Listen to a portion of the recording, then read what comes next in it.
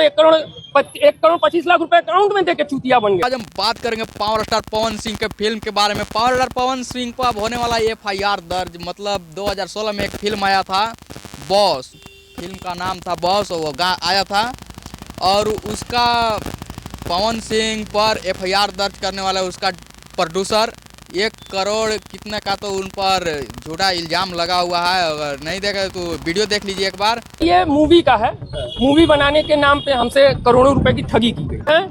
ठीक, पवन सिंह एक्टर हैं। और देखने के बाद कमेंट करिए ये बात सही है कि गलत है। चलिए, भोजपुरी सीखने का एकदम हो गया है क्रेज। मतलब साउथ कोरिया में भोजपुरी सिखाया जा रहा है स्कूल में बच्चों को। ठीक बा नहीं देख वीडियो एक बार मैं चला दे रहा हूँ, देखिए। पहले से शिक्षक आगे से भोजपुरी और इंग्लिश का डबिंग कर रहे हैं और पीछे से स्टूडेंट भी भोजपुरी बोल रहे हैं। Meet that same person again. Then we say, how have you been? In India we say, का हाल बा? और भोजपुरी मतलब इंडिया में नहीं, अब दूसरे देश में भी भोजपुरी का क्रेज हो चुका है। We have to reply. We say, ठीक बा। ये मिलते हैं अगले नए वीडियो में। वीडियो कैसा लगा और वीडियो को ज़्यादा से ज़्यादा शेयर कीजिए और कमेंट कीजिए। मिलते हैं अगले नए वीडियो में।